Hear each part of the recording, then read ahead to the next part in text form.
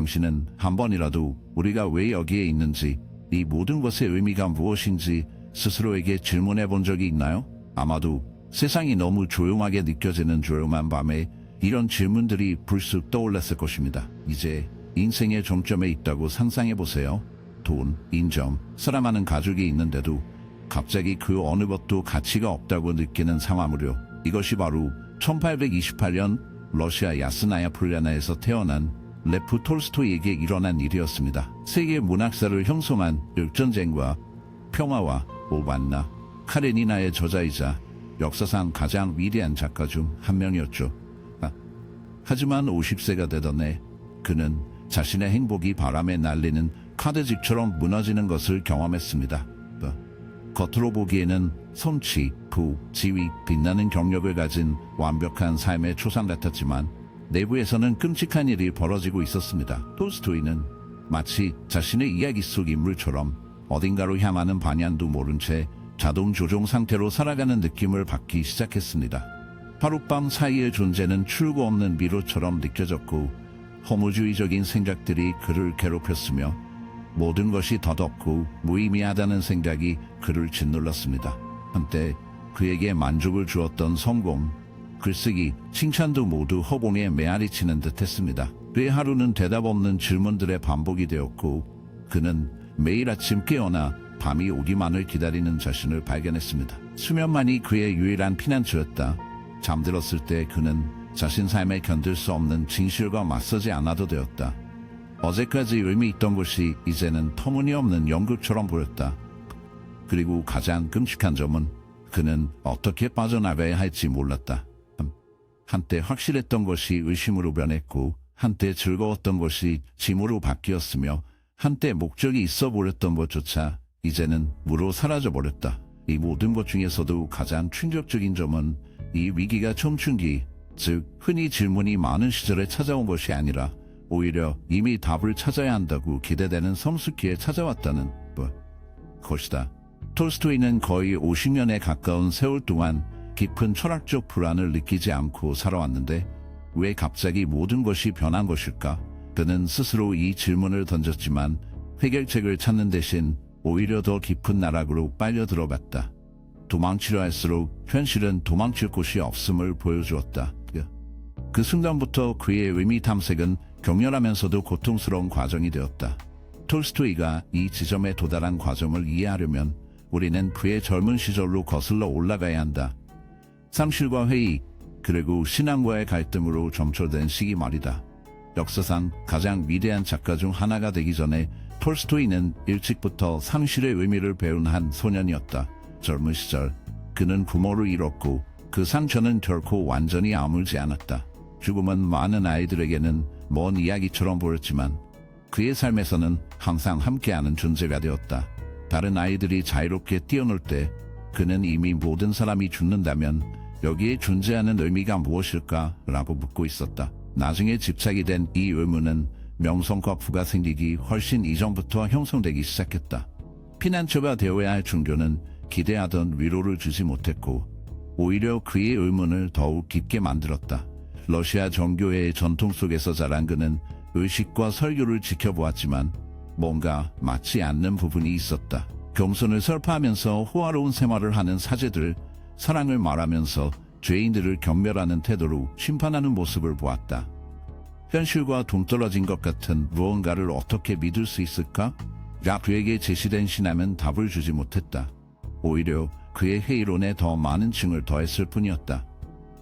톨스토이는 이런 감정을 명확히 표현했다. 기독교 교리는 어릴 적부터 가르쳐졌지만 이성의 나이에 도달했을 때 그것이 삶의 지식과 경험을 견딜 수 없다는 것을 깨달았다. 그에게 문제였던 것은 신의 개념이 아니라 종교가 실제로 행해지는 방식이었다. 답을 찾으려 애쓰는 동안 그는 교회에서 가르치는 내용이 종종 불편한 진실을 감추는 아름다운 말들의 연극에 불과하다는 것을 보았다. 신앙이라는 견고한 토대 없이는 아무도 진정한 삶의 의미를 알지 못했다. 부모를 잃은 고통을 안고 톨스토이는 다른 길을 선택했다. 그는 문화, 철학, 심지어 군대 생활에서 의미를 탐색했다. 젊은 시절 그는 강렬한 경험들로 공허함을 채우려 했고 도박을 하고 술을 마시며 순간적인 열정을 살았다. 하지만 마음 깊은 곳에서는 이 모든 것들이 일시적인 위안에 불과하다는 것을 알고 있었다. 많은 이들이 존재의 불편함을 피하려 할 때처럼 그는 얼마나 빨리 도망치든 고통은 항상 그를 따라잡는다는 것을 깨달았다. 그리고 그래서 그는 이 잠재된 불안감을 안고 성장했으며 수십 년 후 이 답답함이 절망의 벼랑으로 그를 몰고 갈 폭풍이 될 줄은 몰랐다. 이 위기가 닥쳤을 때 무슨 일이 벌어졌을까? 그 이야기는 훨씬 더 강렬해진다. 톨스토이는 거의 50년 동안 깊은 존재론적 질문에 신경 쓰지 않고 살았다. 글을 쓰고 성공을 누렸으며 여행을 다니고 사랑하는 가족과 함께했다. 요컨대 누구나 충만하다고 생각할 삶을 살았다. 그러나 이러한 모든 것이 조용히 무너지기 시작했다. 점차 그는 명성의 빛이 그의 영혼을 밝히지 않는다는 것을 깨달았다. 한때 즐거웠던 것들이 하찮게 느껴지기 시작했다. 출판하는 모든 책, 받는 모든 칭찬, 이루는 모든 성과가 오히려 아무 의미도 없다는 감정을 강화시켰다. 마치 갑자기 발밑에 땅이 사라진 것 같았다.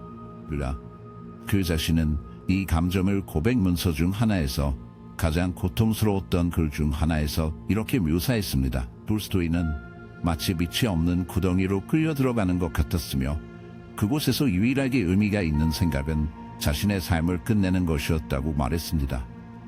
하루하루 살아가는 것은 엄청난 무게를 지니고 있었고 매일 밤은 일시적인 안도감이었습니다. 잠은 그의 고통에서 벗어날 수 있는 유일한 도피처였습니다. 하지만 깨어나면 어쩌죠?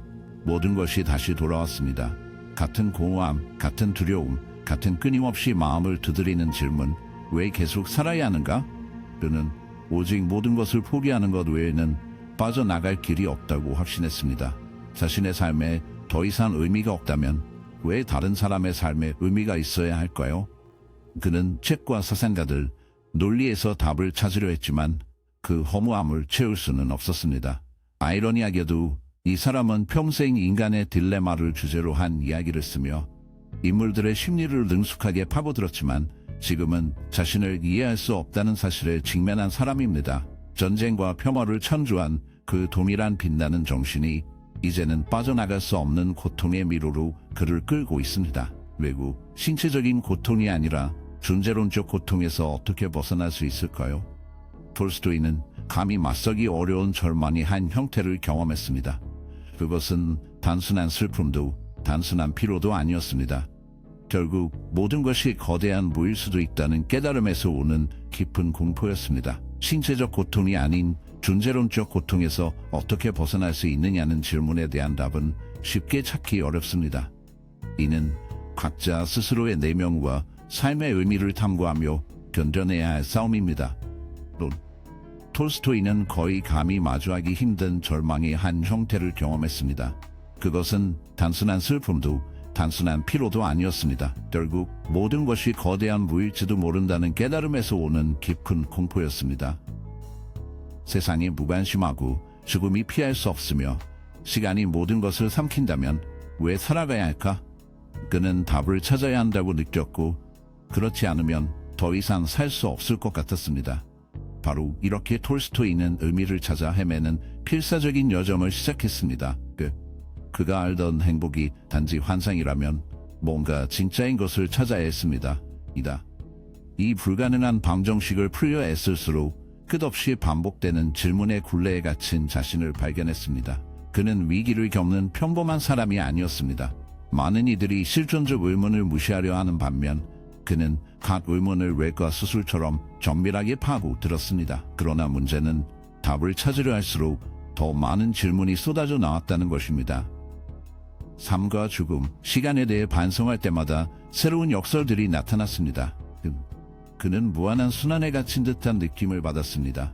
내가 산다 해도 결국 모든 것이 죽음으로 끝난다면 그 모든 것의 목적은 무엇인가? 만약 목적이 있다면 왜 아무도 그것이 무엇인지 알지 못하는가? 그의 소설 오반나 카렌이 낳는 이러한 고통을 반영합니다. 톨스토이처럼 존재의 의미를 간절히 찾는 인물 레빈을 통해서 말이죠. 레빈은 희망과 절망 사이를 오가며 아마도 논리가 없는 곳에서 논리를 찾으려 애쓴다. 톨스토이는 자신의 등장인물들을 자신의 내면의 거울로 사용했는데 이 경우 그 거울은 자신을 벗어날 수 없는 누군가를 비추었다. 그는 날카로운 말로 자신의 좌절을 묘사했다. 내게 삶의 의미 문제를 가장 명확하게 제기한 질문은 이것이었다. 내가 오늘과 내일 하는 일에 무슨 일이 일어날까? 내 전생에는 무슨 일이 생길까? 대답은 아무 일도 일어나지 않는다. 당신은 잊힐 것이다. 그리고 당신이 하는 모든 일은 무의미하다였다. 이 말들은 많은 사람들이 침묵 속에서 느끼는 바와 울려 퍼진다. 결국 그게 가장 큰 두려움이 아닌가? 한평생을 살고 나서 결국 그것이 모두 헛되었음을 깨닫는 것. 최악이었던 것은 이 생각으로부터 벗어날 수 없는 점이었다. 그는 일이나 가족, 심지어 독서로 스스로를 산만하게 할 수 있었지만 마음이 조용해질 때마다 그 공허함은 항상 되돌아왔다. 마치 무언가를 생각하지 않으려 할 때 갑자기 그 생각만 남는 것과 같다. 도망칠 수 없었고 휴식도 없었으며 무자비하게 반복되는 순환뿐이었다. 톨스토이는 새로운 일이 필요했다. 전통적인 철학에서 답을 찾을 수 없다면 어디에서 찾아야 할까? 그 순간 그의 마음속에 오래된 이야기가 울려 퍼지기 시작했다. 그 이야기는 그의 존재를 완벽하게 담아낸 우화였다. 죽음에 대한 두려움과 삶의 쾌락이라는 순간적인 산만함 사이에 갇힌 한 남자의 이야기였다. 야생의 짐승이 그의 살을 갈망하며 쫓아오는데 필사적으로 달리는 남자를 상상해보라. 도망치던 중 깊은 우물을 발견하고 고민할 겨를도 없이 뛰어든다. 하지만 곧 깨닫는다. 위험은 끝나지 않았다는 것을. 우물 바닥에는 입을 벌리고 그가 떨어지길 기다리는 용이 있었다. 그 순간 그는 우물 한쪽에 자라고 있는 나무 뿌리에 매달린다. 두 개의 치명적인 운명 사이에 매달린 채 그는 더 끔찍한 것을 발견한다. 흰 쥐와 검은 쥐 두 마리가 그를 붙잡아준 나무 뿌리를 갉아먹기 시작한 것이다. 절망적인 상황 속에서 그는 잠시 흥미를 잃지 않는다. 근처 잎사귀에서 떨어지는 몇 방울의 꿀을 혀로 찍어 맛본다. 그 순간만큼은 위의 짐승도 아래의 용도 그리고 필연적인 추락도 있는다. 꿀의 달콤한 맛은 그가 맞이할 비극을 잠시나마 잊게 만들기에 충분하다. 하지만 이 이야기가 톨스토이에게 정말로 의미하는 바는 무엇일까? 이 이야기는 인간 조건을 요약한 것이었다. 야생 짐승은 탄생을, 용은 죽음을, 그리고 흰쥐와 검은쥐 한 마리씩은 삶을 서서히 갉아먹는 낮과 밤을 상징했다. 그를 괴롭히는 질문은 분명했다. 우리는 결국 떨어질 수밖에 없다는 사실을 알면서도 꿀의 마음을 빼앗기는 것이 과연 탓이 있는가? 이것이 바로 그가 삶에 대해 느낀 좌절의 이유를 설명해준다. 사람들은 쾌락을 추구하고 부를 축적하며 관계를 쌓지만 그것들은 모두 작은 꿀 한 방울에 불과하다. 시간은 계속해서 밧줄을 갉아먹고 늦든 이르든 용이 우리를 삼켜버릴 것이다. 존재에 더 큰 의미를 받았던 그에게 이 깨달음은 치명적인 타격이었다. 톨스토이는 이 우화를 자신이 느낀 감정에 대한 잔인한 은유로 보았다. 그는 삶의 쾌락, 성공, 글쓰기, 인정으로 자신을 속이려 했지만 마음 깊은 곳에서는 용이 기다리고 있다는 것을 알고 있었다. 그는 산만함으로 만족할 수 없었다. 왜냐하면 그것들이 단지 일시적인 마취제임을 이해했기 때문이다. 많은 사람들에게는 이런 방식의 삶이 충분할지도 모르지만 그에게는 그렇지 않았다. 만약 모든 것이 결국 추락하기까지의 시간 문제라면 선택지는 두 가지뿐이었다. 공허함을 받아들이거나 인생의 작고 덧없는 쾌락을 넘는 진정한 의미를 찾는 것. 그런데 그 답을 어디에서 찾아야 할까? 그에게 종교는 더 이상 의미가 없었고 그가 너무나 사랑했던 문학도 그 공허함을 채워주지 못했다. 아마 철학과 과학이 어떤 해답을 가지고 있을지도 모른다는 생각에 그는 필사적으로 눈을 돌렸고 자신 앞에 열리고 있는 나락에서 구해줄 무언가를 찾아 헤맸다. 톨스토이는 무지를 답으로 받아들이는 사람이 아니었다. 종교가 의미를 주지 못하고 인생의 즐거움이 일시적인 위안에 불과하다면 어쩌면 철학이 길을 밝혀줄 수 있을지도 몰랐다. 그는 솔로몬, 소크라테스, 부처 같은 사상가들의 작품에 몰두했다. 이들은 존재의 신비를 파헤치기 위해 평생을 바친 인물들이었다. 그러나 그가 좌절했던 것은 결론이 늘 같다는 것이었다. 인생은 정의된 목적이 없는 순환일 뿐이며 유일한 확실성은 죽음이다. 이 진실을 가지고 무엇을 해야 할까? 그는 역사를 통틀어 현자들이 도달한 참담한 대답을 깨달았다. 태어나지 않는 것이 차라리 나았을 것이라는 것. 소크라테스 자신은 죽음을 고요히 받아들이며 어쩌면 진정한 해방은 삶의 끝일지도 모른다고 보여주었다. 솔로몬은 자신의 모든 지혜로 허무 중의 허무, 다 허무라는 말로 요약했고, 그처는 인생의 본질적 고통을 말하며 유일한 출구는 존재로부터 완전히 분리되는 것이라 지적했다. 또 톨스토이는 철학이 위안을 가져다 주길 바랐지만 대신 그는 막다른 골목을 발견했다. 만약 철학자들이 만족스러운 답을 주지 못한다면 아마 과학이 이 공허함을 채울 수 있을지도 모른다. 문제는 과학이 그의 무력감만을 더욱 강화시키는 듯 보였다는 점이었다. 당시에 부상하던 다인주의는 생명을 단순한 생물학적 우연으로 묘사했다. 인간은 특별한 존재가 아니라 시간과 환경에 의해 형성된 또 하나의 생존을 위해 투쟁하는 조밀 뿐이었다. 거대한 목적도 숨겨진 의미도 없었다. 우주는 그저 존재할 뿐 인간의 고통과 희망에는 무심했다. 의미를 찾아야 한다는 고뇌에 시달리던 그에게 이 답은 끔찍한 것이었다. 만약 모든 것이 의도 없는 기계적 작용에 지나지 않는다면 그 다음에 남은 것은 무엇인가? 톨스토이는 이성이 자신을 더욱 깊은 나락으로 이끌고 있음을 느꼈다. 지식은 그에게 평화를 주지 않았다. 오히려 고뇌를 심화시켰다. 그는 왜 그렇게 많은 사람들이 단지 생각하지 않기를 선택하는지 이해하기 시작했다. 그리고 바로 그때 그는 흥미로운 사실을 깨달았다. 그가 절망 속에서 몸부림치는 동안 주변의 많은 이들은 그 무거운 짐 없이 살아가는 것처럼 보였다. 그들은 무엇을 다르게 하고 있는가? 그는 삶의 의미 부족에 대처하는 다양한 방식을 관찰하고 기록하기 시작했고 그때 놀라운 결론에 이르렀다. 그는 주변 사람들이 삶의 의미라는 질문에 어떻게 맞서고 있는지 분석하기 시작했다. 대다수는 그 문제에 대해 반성조차 하지 않으려 했다. 또 다른 이들은 존재의 허무함에서 오는 불편함을 피하기 위해 쾌락을 추구하거나 산만한 것에 몰두했다. 어떤 이는 가장 비극적인 길을 택했고 또 다른 이는 큰 저항 없이 그저 살아냈다. 많은 관찰 끝에 그는 이러한 반응들을 네 가지 범주로 분류했다. 첫 번째는 존재론적 질문에 대한 무지였다. 많은 사람들은 단순히 삶의 의미에 대해 생각하는 것을 피했다. 그들은 바쁘게 지내며 일과 일상의 의무에 몰두했고 자신이 실제로 무엇을 하고 있는지 반성할 겨를도 없었다. 톨스토이는 이것을 일종의 마취라고 보았다. 그는 이러한 사람들이 스스로 어려운 질문에 맞서는 것을 허락하지 않기에 거의 위기 상황에 빠지지 않는다는 것을 깨달았다. 흥미롭게도 이 관점은 알베르 카미의 생각과 닮았다. 카미는 대부분의 사람들이 증거가 없더라도 삶의 목적이 있는 것처럼 살아간다고 주장했다. 두 번째 그룹은 고통을 피하기 위해 쾌락을 추구하는 사람들이었다. 톨스토이는 이들을 우물 안에 꿀방울을 핥는 사람들에 비유했다. 이들은 죽음이 불가피하다는 것을 알면서도 가능한 한 자신을 산만하게 만들기로 선택했다. 그들은 돈, 인간관계, 파티, 오라 어떤 것이든 정신을 차지할 수 있는 것을 찾았다. 문제는 어떤 마취제와 마찬가지로 쾌락의 효과가 항상 사라지고 그때 고통이 더 심하게 되돌아온다는 것이었다. 톨스토이는 이것이 일시적이지만 지속 불가능한 해결책이라고 보았다. 세 번째 반응은 자살이었다. 삶의 무의미를 이해하고 탈출구를 찾지 못한 이들에게 이것이 유일한 해결책처럼 보였다. 톨스토이는 이 가능성을 무시하지 않았다. 오히려 그 자신도 이런 생각에 시달렸다. 그러나 그의 탐구 과정에서 그는 이 길을 택하지 않을 이유들을 발견했다.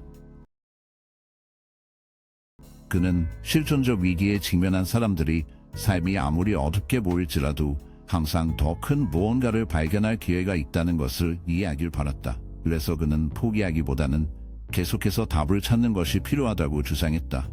네 번째 집단은 그에게 가장 흥미로웠다. 이들은 삶의 무의미함을 인식했지만 단지 체념한 채 계속 살아가는 사람들이었다. 이들은 쾌락이나 무지에 자신을 내어주지 않았지만 답을 찾지도 않았으며 현실을 있는 그대로 받아들이고 앞으로 나아갔다. 톨스토이에게 이것은 가장 약한 상태였다.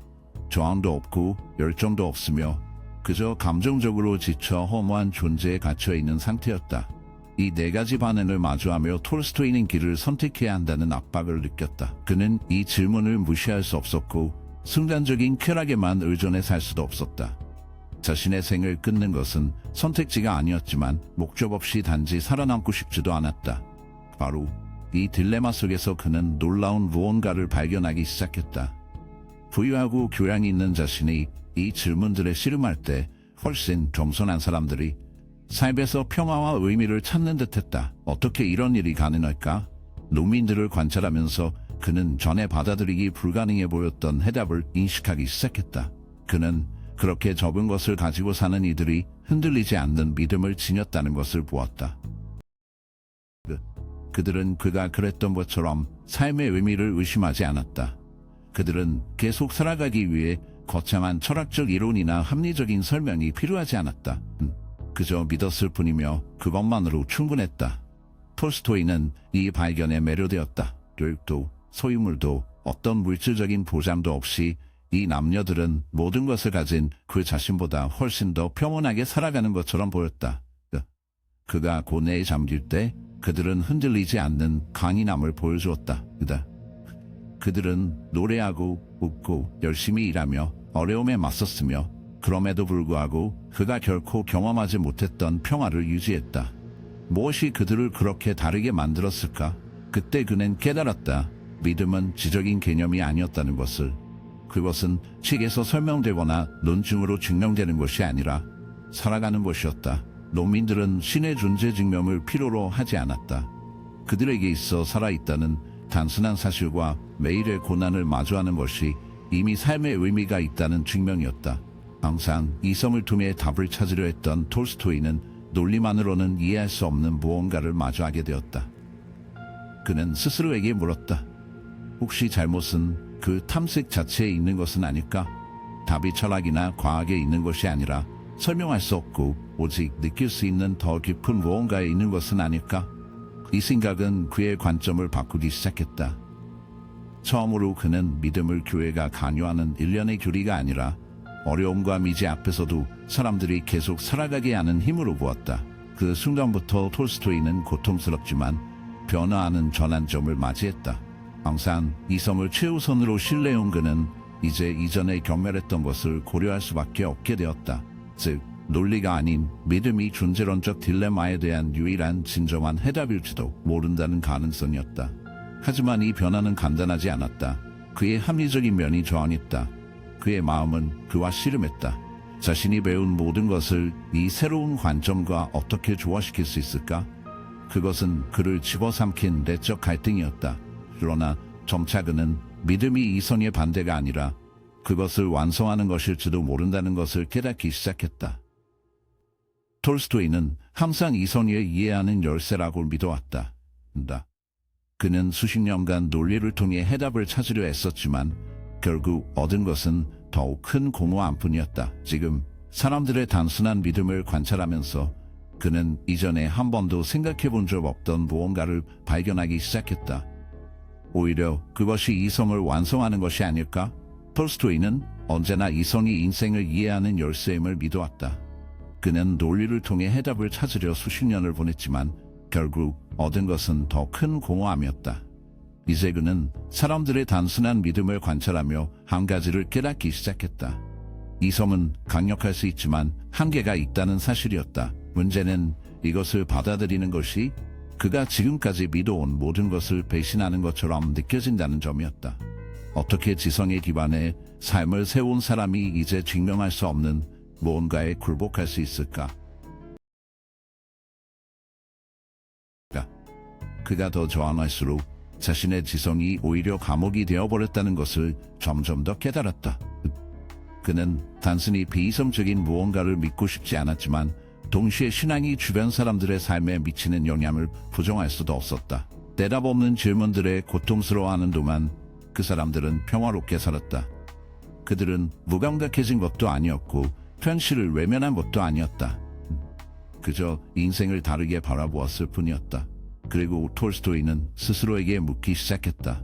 실수는 그들 안에 있는 게 아니라 내 안에 있는 건 아닐까? 이 변화는 고통스러웠다. 왜냐하면 그것은 그의 지적 자부심을 내려놓고 아마도 수년간 잘못된 곳을 바라보고 있었다는 것을 인정해야 했기 때문이다. 그는 신함을 환상으로 여겨 거부했었다.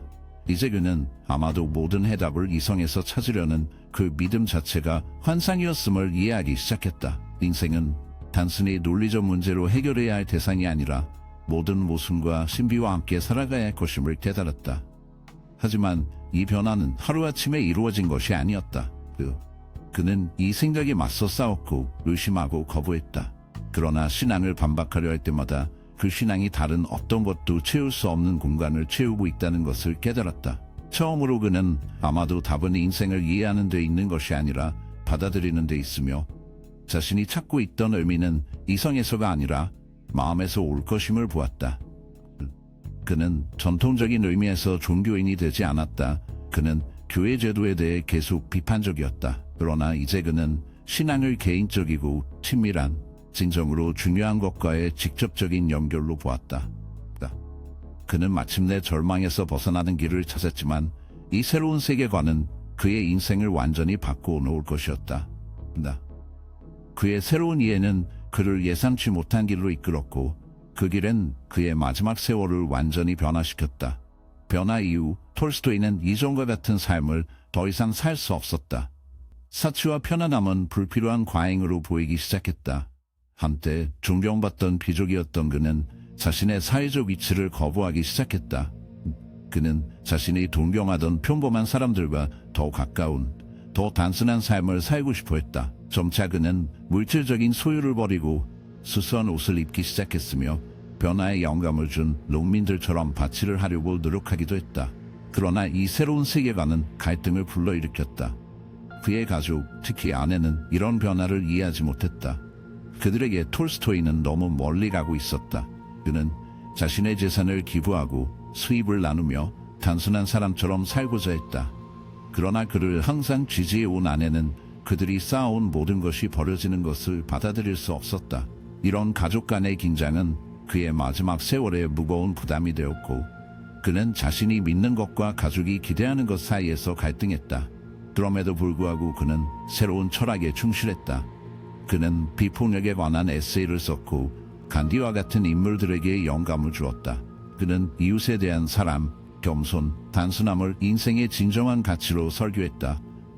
세월이 흐르면서 그는 자신이 믿는 것과 가족이 기대하는 것 사이에서 갈등을 겪었다. 그럼에도 불구하고 그는 새로이 세운 철학에 충실했다. 그는 비폭력에 관한 에세이를 썼고 간디 같은 인물들에게 영감을 주었다. 그는 이웃 사랑, 겸손, 단순함을 인생의 진정한 가치로 선포했다. 많은 사람들에게 그는 단순한 작가를 넘어서 거의 예언자와 같은 존재였다. 실존적 절망을 겪고 해답을 찾아낸 사람. 하지만 마음 깊은 곳에서는 여전히 내면의 갈등이 계속되었다. 이성에서 신앙으로의 전환은 완전하지 않았다. 그는 여전히 의심을 품고 자신을 의심했다. 그러나 이제는 그것들을 짐으로 여기지 않고 인간 경험의 일부로 받아들이는 법을 배웠다. 생의 마지막에 톨스토이는 과감한 결정을 내렸다. 82세 때 가족 내의 갈등을 견딜 수 없어 자신의 가족을 떠났다. 그는 명확한 목적지 없이 혼자 떠나 한 번도 완전히 찾지 못했던 평화를 찾으려 했다. 하지만 그의 몸은 이미 약해져 있었다. 며칠 후 그는 병에 걸려 1910년 11월 20일 낯선 이들 사이의 작은 기차역에서 세상을 떠났다. 존재의 의미를 이해하려 평생을 바친 이에게 아마도 이것은 상징적인 마침표였다. 재산도 과시도 없이 오직 그와 고요함만이 있었다. 그러나 그의 유산은 계속되었다. 또 톨스토이는 우리에게 단순한 책 이상의 것을 남겼다. 그는 삶의 의미가 말 속에 있는 것이 아니라 우리가 어떻게 삶을 선택하느냐에 있다는 증거를 남겼다. 그의 답을 찾는 여정은 결코 확정적인 결론에 도달하지 못했을지 모르지만 그것은 우리에게 중요한 것을 가르쳐 주었다. 의미는 바로 그 여정 자체에서 찾을 수 있으며 아마도 그 여정 자체에서 찾을 수 있으며 아마도 근데 그것이 진정으로 중요한 유일한 답이라는 것을